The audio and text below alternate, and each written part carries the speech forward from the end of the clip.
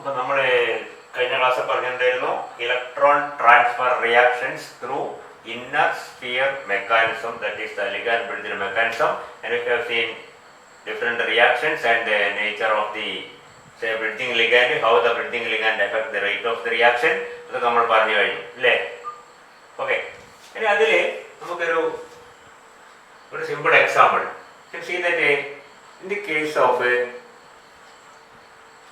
CrCl3 is a chromium 3 chloride. This chromium 3 chloride is found to be highly insoluble in water. It is not wetted by water itself. Wetted by water means it is not a wetted by water. There is no chromium 3 chloride. Anhydrous chromium 3 chloride എടുത്തിട്ട് crystal എടുത്ത് നമ്മൾ വെള്ളത്തിലിട്ട് കഴിഞ്ഞാൽ അതൊരു wax പോലെ വെള്ളത്തിൽ നനവ് പോലും പറ്റാതെ കണ്ടു. It is insoluble, highly insoluble. CrCl3. Anhydrous CrCl3 is found to be insoluble in water and it is not even wetted by water. At the same time, if a small quantity, a trace of any Cr2 plus salt is present in the aqueous medium, ആ വെള്ളത്തിലേക്ക് നമ്മൾ ഒരു trace chromium 2 എന്നൊക്കെ ഒരു salt, chromium 2 ions വന്നാൽ മതി. Chromium 2 ions വന്നാൽ മതി. അപ്പോൾ കാണാം the whole of the chromium 3 chloride dissolves in water. അതൊരു ഒബ്സർവേഷൻ ആണ്, മനസ്സിലായല്ലോ? അപ്പോൾ നമ്മളൊരു പാത്രത്തിൽ വെള്ളം എടുത്തിട്ട് അതിലേക്ക് നമ്മൾ CrCl3 ഒരു ക്രിസ്റ്റൽ ഇട്ട് കഴിഞ്ഞാൽ that will not dissolve. At the same time, if this aqueous medium contains a small trace, വളരെ കുറച്ച് മതി of a Cr2 salt, chromium 2 sulfate or chromium 2 chloride or any chromium 2 salt, വളരെ കുറച്ച് a trace of chromium 2 ion is present in this aqueous medium, we can see that this CrCl3 ഒന്ന് stir ചെയ്ത് കഴിഞ്ഞാൽ easily dissolves. ഇവിടെ question why it dissolves എന്നുള്ളതാണ്. എന്തുകൊണ്ടാണ് ഇത് dissolve ചെയ്യുന്നത്? in the presence of ഈ Cr2+ ഇല്ലെങ്കിൽ അത് ഡിസോൾവ് ചെയ്യുന്ന പ്രശ്നമേ ഇല്ല. ഓക്കെ, മനസ്സിലായിട്ട് പറയുന്നത്? so we can see that what is the reason actually, and if you look into the reason we can see that this reaction actually, that is a dissolution of chromium chloride in water in the presence of chromium 2 chloride is actually a reaction that proceeds through an electron transfer reaction through inner sphere mechanism. അതെങ്ങനെ നടത്തുന്ന നോക്കാം. CrCl3 ഒരു crystal എടുക്കുക, അതിലെന്തുണ്ട്? Cr3+ ഉണ്ട്. Cr3+ is surrounded by chloride ions. 3 chloride നമുക്ക് പറയാൻ പറ്റുമെങ്കിലും ഇഷ്ടംപോലെ ക്ലോറൈഡ് ഉണ്ടാവും. കാരണം എന്താണ്? സോളിഡ് സ്റ്റേറ്റിലാണ്. നമുക്കറിയാം സോളിഡ് സ്റ്റേറ്റിൽ സോഡിയം ക്ലോറൈഡിൽ NaCl ആണെങ്കിലും each sodium add is surrounded by 6 chloride ions, isn't it? അതേപോലെ ക്രോമിയത്തിലൂടെ നമുക്ക് ക്രോമിയം ഒരു ഒക്ടാഡൽ കോംപ്ലക്സ് ആയിട്ട് അതിന് ചുറ്റും എന്ത് കാണാം? നമുക്ക് chloride chloride chloride chloride chloride ഇങ്ങനെ ഇമാജിൻ ചെയ്യാം. or you can say it may be a complex of chromium with surrounded by chloride ions. പറയുന്നത് മനസ്സിലാകുന്നുണ്ടോ?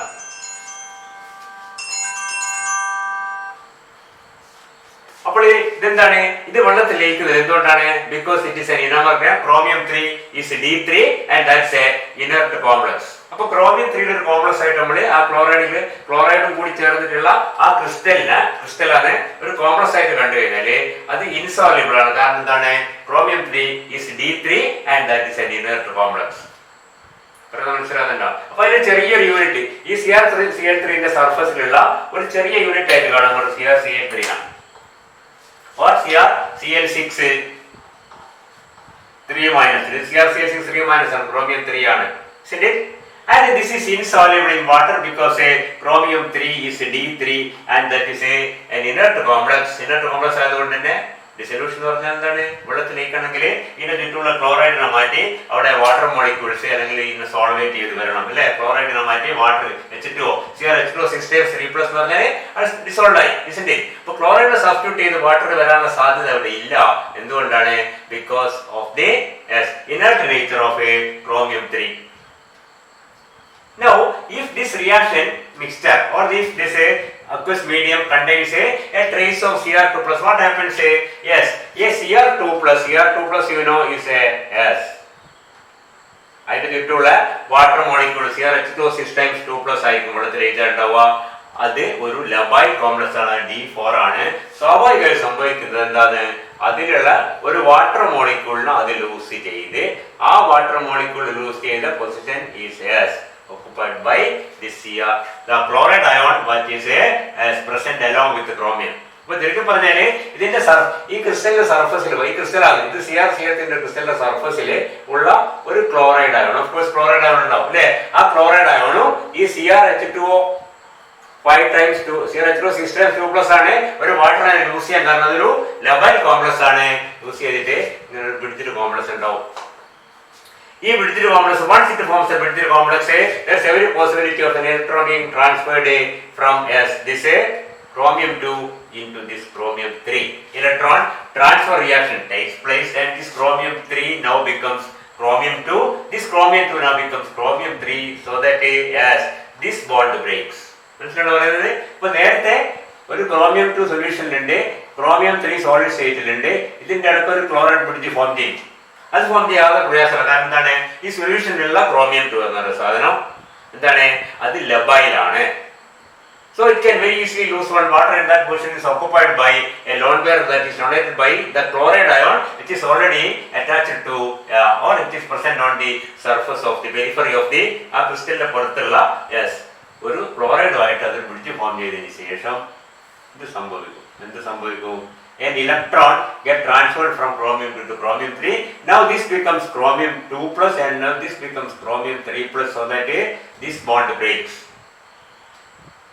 അപ്പൊ ഇതിപ്പോ ആ സൊല്യൂഷനിലേക്ക് പോയി കഴിഞ്ഞാൽ CrH2O 5 times Cl2 plus എന്നുള്ള സ്പീഷീസ് ആയി മാറി. That's an ion and that goes into solution. ഇതാരായി മാറി? ഈ ക്രോമിയത്തിന് സംഭവിച്ചു, അത് Cr2 plus 3 plus ആയ ഇത് Cr2 plus ആയി. 2 plus ആകുമ്പോൾ സ്വാഭാവികമായിട്ടും പിന്നെന്താണ്, ഇത് 2 plus ആകുമ്പോൾ ഈ എല്ലാ ക്ലോറൈഡ് ആയിട്ടുള്ള ബന്ധം വളരെ വീക്കാവും, എല്ലാം മുറിഞ്ഞു പോകും. കാരണം എന്താണ്, now it is labile and it is now converted into CrH2O 6 times 2 plus. മനസ്സിലായോ? അത് Cr2 plus ന്റെ അക്വസ് കോംപ്ലക്സ് ആയി. ഇത് Cr3 plus ന്റെ സ്പെൻഡ് അക്വ ക്ലോറോ കോംപ്ലക്സ് ആയി. Still it is an ion and that is because it is solvent highly and it is goes into solution. ഇത് വെള്ളത്തിലേക്ക് പോയി. അതേ സമയത്ത് എന്തായി, ഒരു പുതിയ ഇത് ആദ്യം വന്നതായിരുന്നു, തുടക്കത്തിൽ തുടങ്ങിയ CrH2O 6 times 2 plus ആയിരുന്നു. അതാണ് വാട്ടർ ലൂസ് ചെയ്തിട്ട് ഇങ്ങനെയായിട്ട് ഇത് റിയാക്ട് ചെയ്തത്.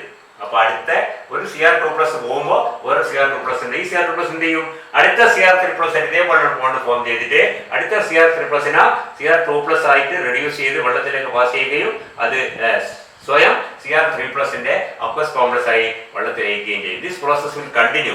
അതുകൊണ്ട് പറഞ്ഞത് a trace of chromium 2 is sufficient to dissolve a large quantity of CrCl3 in water. പറഞ്ഞ കാര്യം മനസ്സിലായിട്ടുണ്ടാവും എന്ന് വിശ്വസിക്കുന്നു അല്ലേ? ഇവിടെ സംഭവിക്കുന്നത് ശരിക്കും പറഞ്ഞാല് ഈ chromium 2 plus എന്നുള്ള അയോണ് അതിന്റെ സർഫസിൽ പോയിട്ട് ഒരു ക്ലോറൈഡ് അടക്കം എടുത്ത് ക്ലോറൈഡായിട്ട് ബ്രിഡ്ജ് ഫോം ചെയ്ത് എന്ത് ചെയ്യുന്നു,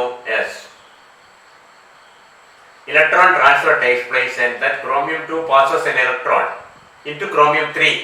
ആ chromium 3 ഈ ക്രിസ്റ്റലിന്റെ മോളാണത്. ആ chromium 3 chromium 2 ആയി മാറി. ഈ chromium 2 chromium 3 ആയി മാറി. 3 ആയി മാറുമ്പോഴൊക്കെ വാട്ടർ സോല്യൂബിൾ ആണ്. കാരണം എന്താണ്, that is solvated with water. ഒരു ക്ലോറൈഡ് ആൻഡ് അതിന്റെ പ്രൂഫ് എന്താണ്, സാധാരണഗതിയിൽ നോർമൽ കേസിൽ നമ്മൾ ഇപ്പോ FeCl3 വെള്ളത്തിൽ ലയിപ്പിച്ച എന്തുണ്ടാവുക, Fe3 പ്ലസും 3Cl മൈനസും ഉണ്ടാവുക. ഈ CrCl3 ലയിക്കൂല. ഈ chromium 2 പ്ലസ് ലയിപ്പിച്ച് കഴിഞ്ഞാൽ അത് പരിശോധിച്ച് കഴിഞ്ഞാൽ we can see that it contains the ion CrClH2O 5 times. ഈ അയോൺ ആണ് ഉണ്ടാവുക സൊല്യൂഷൻ. അല്ല എന്തല്ല, CrH2O 6 times 3 plus അയോൺ അല്ല ഉണ്ടാവുക. Of course it dissolves the process of chromium 2 but still one chloride is found to be associated with that chromium, clearly indicating this is the mechanism by which chromium 2 catalyzes or helps the dissolution of a chromium 3 chloride. Chromium 2 chloride in a trace catalyze the dissolution of a chromium 3 chloride in water. Chromium 3 chloride normal case വെള്ളത്തിലേക്കില്ല, വെള്ളത്തിൽ ചേർത്ത് കഴിഞ്ഞാൽ വെള്ളത്തിൽ ഇട്ട് കഴിഞ്ഞാൽ അതിന്റെ crystal ഇട്ട് കഴിഞ്ഞാൽ that is not wetted by water. It is just acts like a piece of wax. ഒരു വാക്സ് പോലെ ഒരു വാക്സി ബ്ലാക്ക് സോളിഡ് ആണ് CrCl3 എന്ന് പറഞ്ഞാൽ. അത് ലയിക്കുകയില്ല, ലയിക്കില്ല മാത്രമല്ല വെറ്റാവുക പോലും ഇല്ല, വാക്സ് പോലെ അവിടെ. പക്ഷെ ആ വെള്ളത്തിൽ ഒരു ട്രേസ് chromium 2 സോൾട്ട് എന്തെങ്കിലും ഉണ്ട്, chromium 2 അയോൺസ് ഉണ്ടെങ്കിൽ നമ്മൾ ഡിസോൾവ് അളക്കുന്നതിനനുസരിച്ച് പതുക്കെ പതുക്കെ കംപ്ലീറ്റ് ആയിട്ട് ലയിക്കും. ലയിച്ച് കഴിഞ്ഞാലും സൊല്യൂഷനിൽ കാണുന്നത് ഇതാണ്. എന്തല്ല Cr3+ ആയിട്ടുള്ള അയോൺസ് ആയിട്ട് കാണുകയില്ല. Cl2+. Of course, along with a large number of Cl2+ along with a large number of water molecules. അതായിട്ടാണ് അത് സൊല്യൂഷൻ. പക്ഷെ എന്തായാലും അത് സൊല്യൂഷൻ അയോണൈസ് ചെയ്ത് സൊല്യൂഷനിലേക്ക് പോയി. നമ്മളെ സംബന്ധിച്ചിടത്തോളം അത് ലയിച്ചു കഴിഞ്ഞു. അത് ലയിക്കണമെങ്കിൽ എന്ത് വേണം? ഒരു ട്രേസ് ഓഫ് chromium 2 സോൾട്ട് വേണം. പറഞ്ഞത് ക്ലിയർ ആയോ? ടെക്സ്റ്റ് ബുക്കിൽ കണ്ടതാണ്. ഒരു എക്സാമ്പിൾ ആയിട്ട് ഇത് നമ്മുടെ ഇന്നർ സ്ഫിയർ മെക്കാനിസത്തിന്റെ ഒരു ഡെമോൺസ്ട്രേഷൻ ആയിട്ട് കണ്ടാണ്. CrCl3 does not dissolve in water, but it dissolves in the presence of a trace of a Cr2+. Trace മതി. കാരണം എന്താണ്? ഓരോ Cr3+നെയും ഈ Cr2+ പോയിട്ട് എന്താക്കി മാറ്റുകയാണ് ചെയ്യുന്നത്? Cr2+ ആക്കി മാറ്റാണ്. Itself being converted into Cr3+ by electron transfer. ആ സൊല്യൂഷൻ എത്തിക്കഴിഞ്ഞു. അതിന്റെ മുകളിലുള്ളത് ഒരു chromium 2 ആയി. That continues until the whole of the chromium 3 chloride dissolves in water. Okay, is it clear?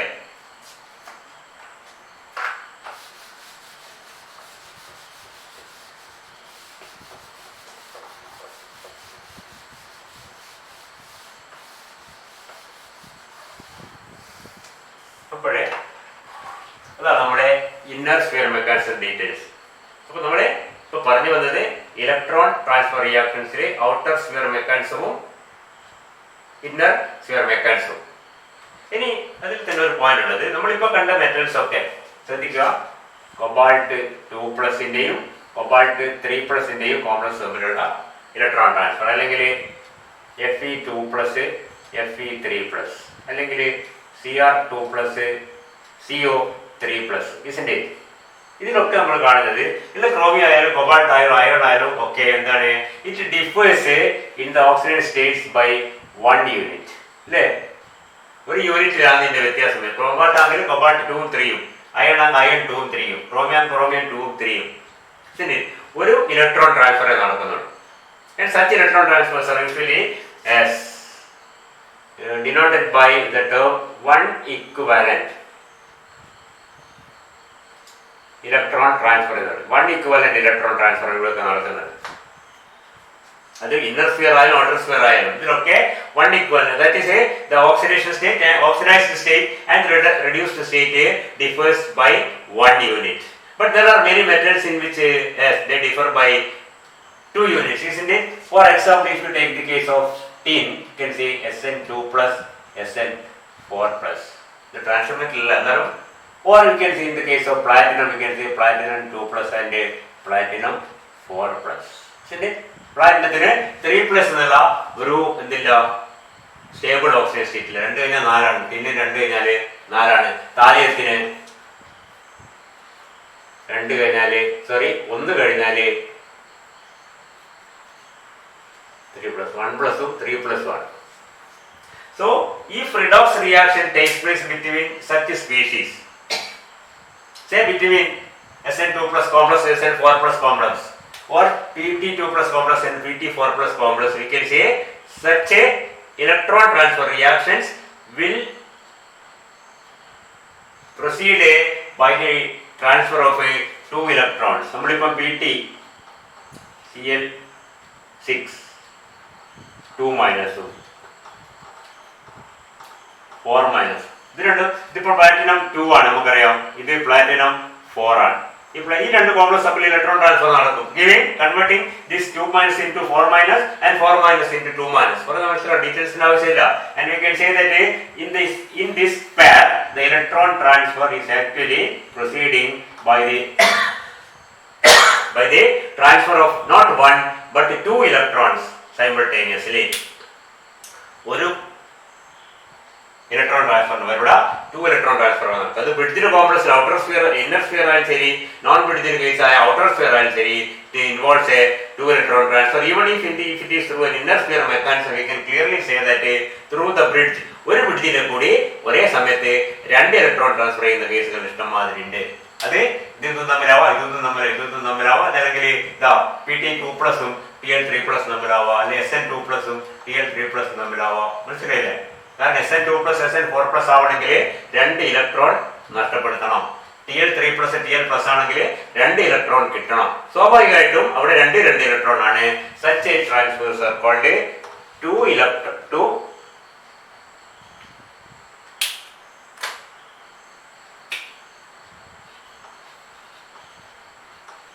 equivalent electron transfer എന്ന് പറയും.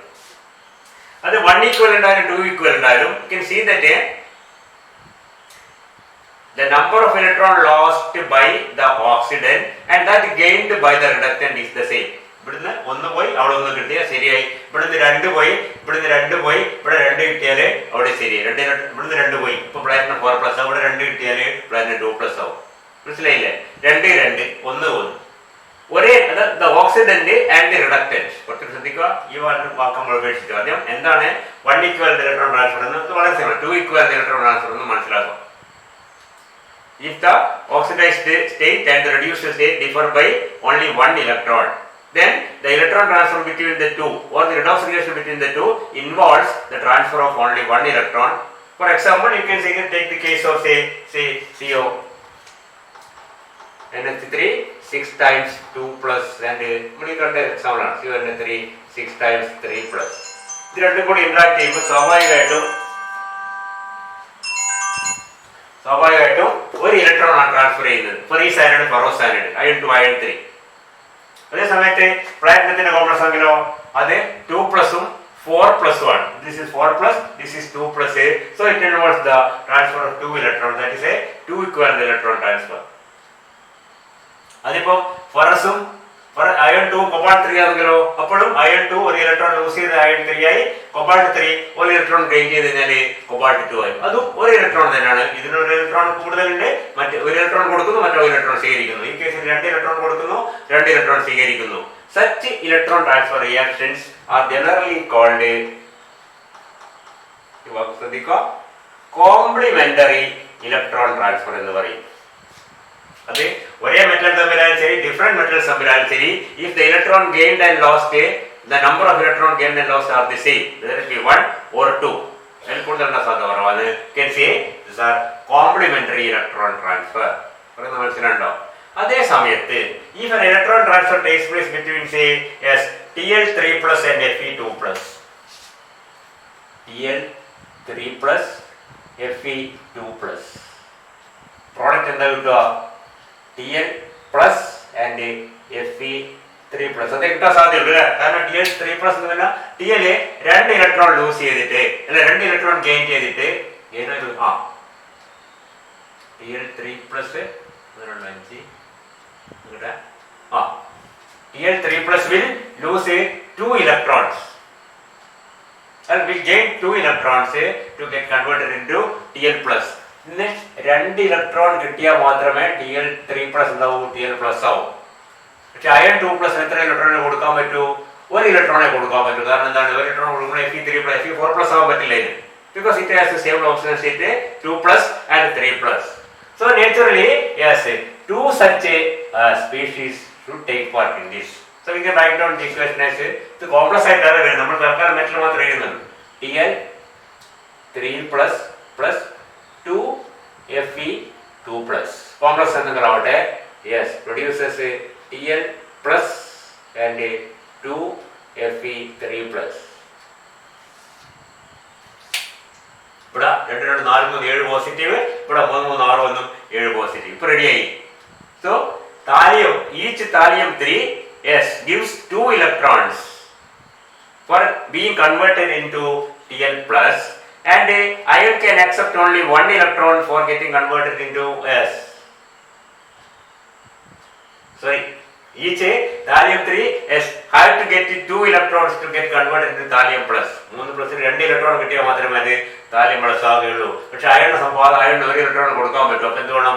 2 iron molecule, 2 iron complex, 2 molecules, 2 such molecules should നമ്മൾ equation balance ചെയ്യുന്ന പോലെ തന്നെ 2 such iron 2 molecules, 2 അയൺ കോംപ്ലക്സോ ferrocyanide complex എന്തെങ്കിലാവട്ടെ, അത് ഓരോന്നും ഓരോ ഇലക്ട്രോൺ, ആ 2 ഇലക്ട്രോൺ കൂടി മൊത്തത്തിൽ ആർക്ക് വേണ്ടി വരും? TL3+. എന്നാൽ മാത്രമേ TL3+ TL+ ആയി മാറും. അപ്പൊ എന്താണ് ഇവിടെ? the number of electron lost by the oxidant and the number of electron gained by the reductant are not the same. So that in the balanced equation some numbers will appear. മറ്റൊരു number ഉണ്ടാവില്ല, ഇത് 1 1 ഇത് 1 1 ഇത് 1 1 ഇതൊക്കെ react ചെയ്യുമ്പോൾ 1:1 ആണ്. ഇതായാലും ഇതായാലും 1 equal and 2 equal ആയാലും രണ്ടും ഒരേ വ്യത്യാസമാണെങ്കിൽ, ഒരു ഇലക്ട്രോണിന്റെ വ്യത്യാസം 2 ഇലക്ട്രോണിന്റെ വ്യത്യാസമാണെങ്കിലും number of species reacting will be the same, but here it will be different because a number of electrons gained by one molecule and number of electrons lost by the other molecule are not the same, and such electron transfer reactions are called non complementary electron transfer reactions. Distinguish between complementary and non complementary electron transfer reactions. Complementary എന്ന് പറഞ്ഞാൽ അണ്ണ പ്രശ്നമല്ല, ഓക്സിഡന്റും റിഡക്റ്റന്റും തമ്മിൽ കൈമാറുന്ന ഇലക്ട്രോൺസിനാണ് തുല്യമായിരിക്കുക. ഒരു molecule 2 ഇലക്ട്രോണിനെ 1 ഇലക്ട്രോണിനെയോ loose ചെയ്യുന്നു, മറ്റേ മോളിക്കൂൾ അതേ 2 ഇലക്ട്രോണിനോ 1 ഇലക്ട്രോണിനെയോ ആക്സെപ്റ്റ് ചെയ്യുന്നു. രണ്ടാമത്തെ 2, ഒന്നാമത്തെ 1. മറ്റേ കേസിൽ ഓക്സിഡന്റിന് ചിലപ്പോൾ ഓക്സിഡന്റിനെ എന്ത് ചെയ്യാൻ പറ്റൂ, 2 ഇലക്ട്രോൺ സ്വീകരിക്കേണ്ട ആവശ്യം വരും. മനസ്സിലായില്ലേ? മറ്റേ 1 ഇലക്ട്രോണെ കൊടുക്കാൻ പറ്റും. ഈ ഓക്സിഡന്റിന് 2 ഇലക്ട്രോണെ സ്വീകരിക്കാനുള്ള ആവശ്യമുണ്ട്. കാരണം എന്താണ്, 2 ഇലക്ട്രോൺ കിട്ടിയാൽ മാത്രമേ താലിയം 3+ താലിയം പ്ലസ് ആവാൻ പറ്റൂ. പക്ഷേ അയണിന്റെ കേസിലോ ഒരു അയണിന് 1 ഇലക്ട്രോണെ മാത്രമേ വിട്ടുകൊടുക്കാൻ പറ്റൂ. അയൺ 2 അയൺ 3 ആവാനേ പറ്റൂ. സ്വാഭാവികമായിട്ടും 2 അയൺ കൂടി ചേർന്ന് 2 ഇലക്ട്രോൺസ് കൊടുത്തിട്ട് അത് രണ്ടും കൂടി താലിയം 3 സ്വീകരിക്കുമ്പോഴാണ് ഈ റിയാക്ഷൻ കംപ്ലീറ്റ് ആവുന്നുള്ളൂ. So we can say this is a non-complementary electron transfer. അത് ചിലപ്പോൾ SN4 SN2+ cobalt 3+ റിയാക്ട് ചെയ്തിട്ടുണ്ടാവാം. SN2+ reduces cobalt 3+ complex. എന്താ സംഭവിക്കുന്നത്? യെസ്, ഓരോ കൊബാൾട്ടും ഓരോ ഇലക്ട്രോൺ മാത്രമേ സ്വീകരിക്കൂ. പക്ഷേ ടിന്ന് 2 ഇലക്ട്രോൺ ആകുക SN2+ SN4+ ആകുമ്പോൾ സ്വാഭാവികമായിട്ടും SN2+ 2 SN2+ വരുന്ന ഒരു SN2+ വരുന്ന 2 ഇലക്ട്രോൺസ് 2 കൊബാൾട്ട് ആറ്റം സ്വീകരിക്കേണ്ടി വരും. ഒരു കൊബാൾട്ട് 1 ഇലക്ട്രോൺ സ്വീകരിക്കാൻ പറ്റും. കാരണം കൊബാൾട്ട് 3 കൊബാൾട്ട് 2 ആവണമെങ്കിൽ 1 ഇലക്ട്രോണിന്റെ കുറവേ ഉള്ളൂ. ആ ഇലക്ട്രോൺ സ്വീകരിക്കുന്നത് സ്വാഭാവികമായിട്ടും ഒരു സ്റ്റാറ്റസും ഒരു കൊബാൾട്ടും റിയാക്ട് ചെയ്യില്ല, ഒരു സ്റ്റാറ്റസും 2 കൊബാൾട്ട് റിയാക്ട് ചെയ്യുകയുള്ളൂ. മനസ്സിലാകുന്നുണ്ടോ? അതുപോലത്തെ കേസ് അതിനാണ് എന്ത് പറയുന്നത്, നോൺ കോംപ്ലിമെന്ററി ഇലക്ട്രോൺ ട്രാൻസ്ഫർ. മറ്റേത് complementary electron transfer. Of course number of electron transferred may be either 1 or 2 in complementary. പക്ഷെ എന്താണ്, ഒന്നിക്കെ 1 ഓക്സിഡന്റ് എടുക്കുന്ന തമ്മിൽ 1 ഇലക്ട്രോണിന്റെ വ്യത്യാസം ഉണ്ടായിരിക്കും, 2ന്റെ വ്യത്യാസം ഉണ്ടായിരിക്കും. ഇതുപോലെ മനസ്സിലായില്ലേ? താലിയം പ്ലസ് താലിയം 3+ ഇതുപോലെ. ഓക്സിഡന്റിന് 1 ഇലക്ട്രോണിന്റെ ആവശ്യമേ ഉള്ളൂ, റിഡക്റ്റിന് 2 ഇലക്ട്രോൺസ് കൊടുക്കാൻ തയ്യാറാണെങ്കിൽ അപ്പം സംഭവിക്കൂ, ഇങ്ങനത്തെ 2 മോളിക്യൂൾസ് വേണ്ടി വരും. ഓരോ ഇലക്ട്രോൺ പുറത്തു കളയാൻ പറ്റില്ല സ്വീകരിക്കാൻ. അപ്പോൾ അത് എന്താണ്, that is a non complementary electron transfer. രണ്ടും തമ്മിലുള്ള വ്യത്യാസം മനസ്സിലാക്കുക. Complementary and non complementary electron transfer reactions.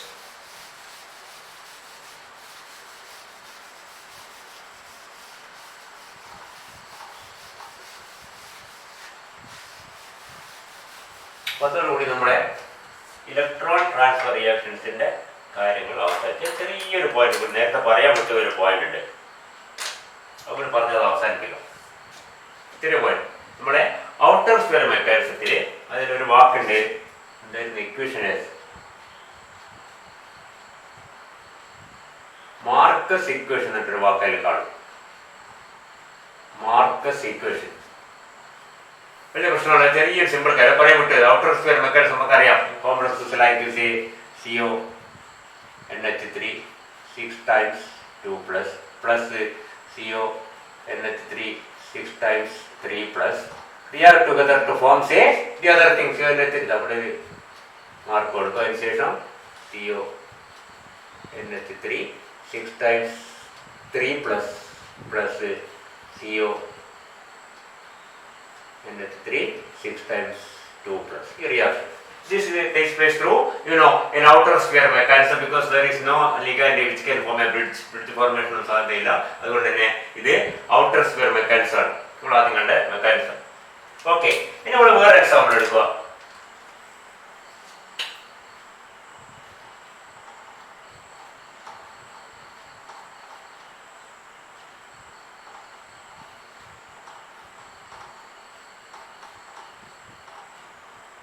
ഇത് അതേപോലെ തന്നെ അവിടെ ലിഗാൻഡ് വ്യത്യാസം ഉണ്ടെന്ന് മാത്രമേ ഉള്ളൂ.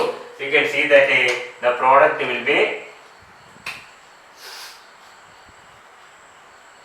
പെണ്ണ് ഗ്രഹത്തോടെ ഇടക്കിടക്ക് മാറ്റുന്ന കേട്ടോ. CO dipyridine thrice 3+ plus CO. ഡൈപെരിഡൈൽ ligand ആണ് നിങ്ങൾ അവിടെ thrice 2 plus you can see that the labeled cobalt is now converted from 3 to 2 and here also it is 3 to 2. And these are a pair of electron transfer reactants with rate constant K1 and rate constant K2. And as per the Marcus equation, we can find out the rate constant for the transfer electron transfer between these two. See, cobalt 2 യുടെ ammonia കോംപ്ലക്സും cobalt 3 യുടെ ഡൈപെരിഡൈൽ കോംപ്ലക്സും കൂടി react ചെയ്യുമ്പോൾ ഉണ്ടാവുന്ന, അപ്പോൾ സ്വാഭാവികമായിട്ടും നമ്മൾക്ക് ലേബലിംഗിന്റെ ആവശ്യമില്ല അല്ലേ.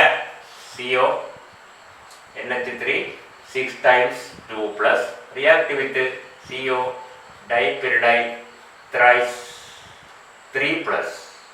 Product will be CO NH3 6 times 3 plus CO dipyridine thrice 2 plus. Okay, ഇവിടെ ലേബലിംഗ് ഉണ്ട് കാരണം പ്രോഡക്റ്റ് റിയാക്ടന്റ് വ്യത്യസ്തമാണ്. And the rate constant K for this reaction is obtained from the Marcus equation, which the K is equal to F into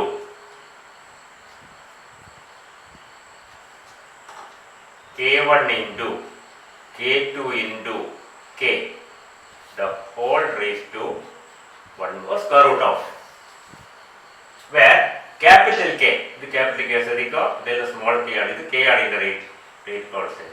ഈ rate constant അറിയാമെങ്കിൽ ഈ cross reaction rate constant can be obtained by the reaction F is equal to square root of K1 into K2 into K the whole raised to square root of whole raised to പറയേണ്ട ആവശ്യമില്ല, square root of F into K1 into K2 into K, where K is the equilibrium constant for this. ഇതിന്റെ equilibrium constant ഇത് K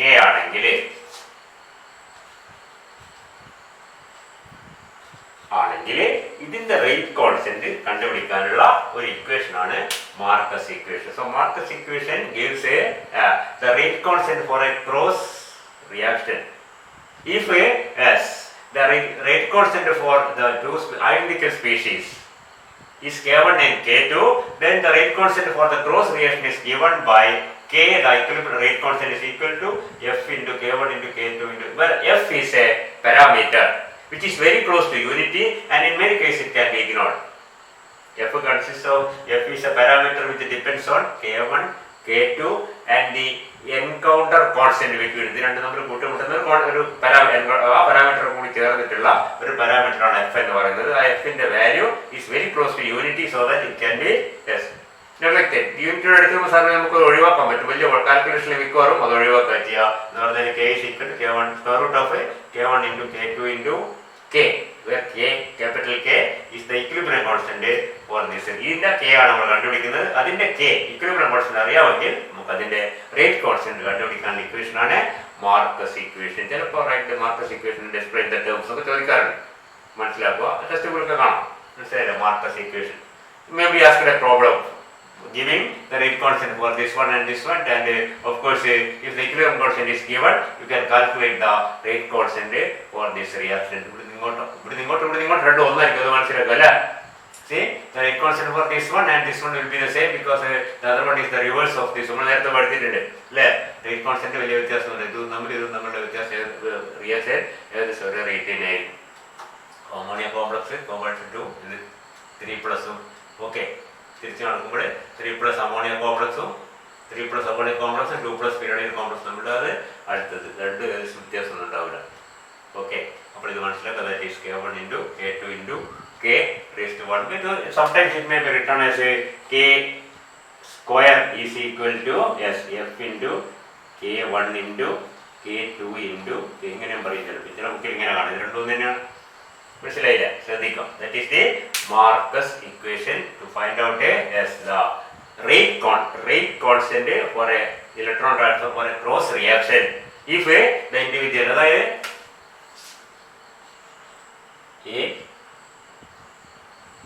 A dash തമ്മിലുള്ള A is a complex, A dash is this oxidized or reduced state electron transfer reaction, B dash തമ്മിലുള്ള electron transfer reaction, രണ്ടിന്റെയും rate constant നമുക്ക് അറിയാമെങ്കിൽ you can calculate the rate constant for the electron transfer reaction between A and B dash, provided we know the equilibrium constant for the said reaction. ആ റിയാക്ഷന്റെ equilibrium constant അറിയാമെങ്കിൽ അതിന്റെ rate constant നമുക്ക് calculate ചെയ്യാനുള്ള ഫോർമുലയാണ് Marcus equation. അതും കൂടി മനസ്സിലാക്കും.